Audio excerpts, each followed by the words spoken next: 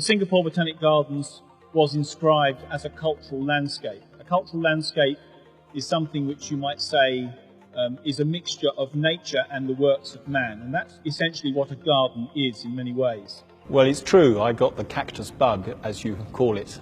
Actually, some of my friends have another term, which is the cactoloco. Yeah, I was taken by my mother to a friend's house, an elderly friend, and he had a collection of these plants, and he had to pass them on, and he started to give them to me. And already loving plants, I thought these were just such extraordinary things, completely different to the other plants I had seen, and they just grabbed my imagination. And I've been addicted to them ever since. And sometime later, a posse of armed Javanese arrive at his house, demanding their wages. He opens the door, he fires warning shots over their heads. But I guess, life was cheap in those days. These guys didn't care whether they lived or died. They just wanted their money.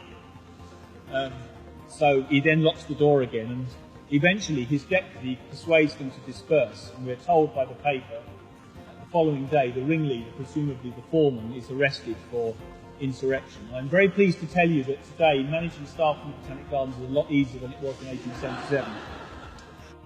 Well, actually, Brazil is a place I visited a great deal latterly, but my beginning of my career in Latin America started with Mexico in 1983.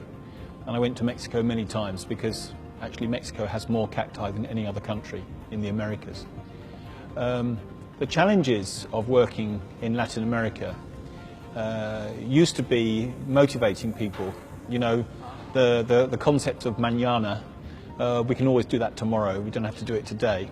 But actually nowadays Latin Americans are much more motivated, and I suppose one of the major challenges in the beginning going to Mexico was staying healthy, because the water in Mexico was, at that time at least, famously impure, and within a few days of arriving you got some terrible stomach bug which laid you low, and you just had to fight through it until you regained your strength.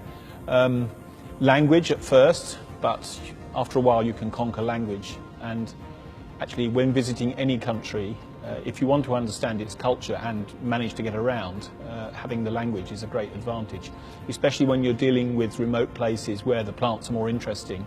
In the city it's one thing, you can always find someone who can help you, but when you're out in the countryside and you need something, you need to be able to communicate in the local language, so that's one of the challenges you have to overcome.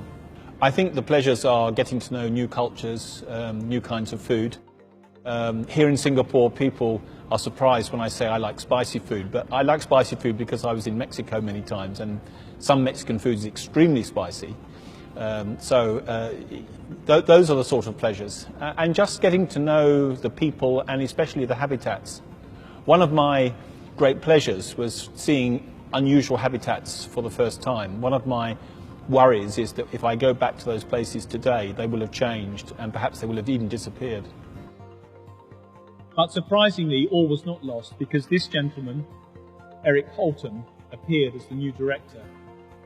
And although a botanical scientist of great ability, he started to focus on horticulture.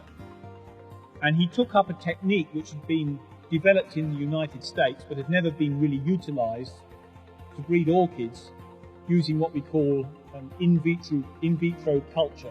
The understanding of plant diversity depends on understanding what's been published before, and that goes back over 500 years.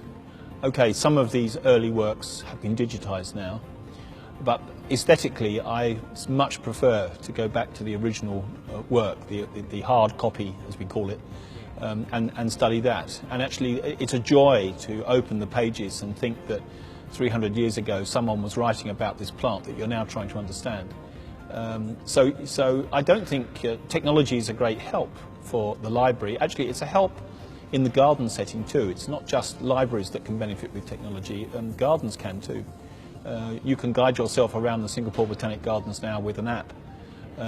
There's a specific app for the healing garden which will tell you all about the plants in that garden. So actually technology is important for gardens as much as it is for libraries. The important thing, I'm sure in UNESCO's eyes, is that we should continue to educate about the Botanic Gardens heritage, which is really coextensive with Singapore's heritage in many ways. we have to be careful to preserve the site and to monitor the site, because with increased visitation, the site may suffer. You know, people in the heritage world will tell you that there are 3 stages with heritage. First of all, heritage is not known and needs to be discovered. Then it's discovered and everybody gets excited, and then it gets destroyed. We do not want the last of those stages to happen, so it's very important that we look after the site. Well, first of all, please visit the garden and learn what you can about it. It's not just a pretty green space. It's a lovely place to relax in, of course, and exercise in, do whatever you want to do within reason. But please learn something about its illustrious history. It really is a reflection of the history of this island over more than 150 years. And I know that in the past, at least, history in schools has really only been taught from the 1950s onwards. But Singapore has an interesting history long before that, and the Botanic Gardens is a clue to that history. It's a way in to understand that history.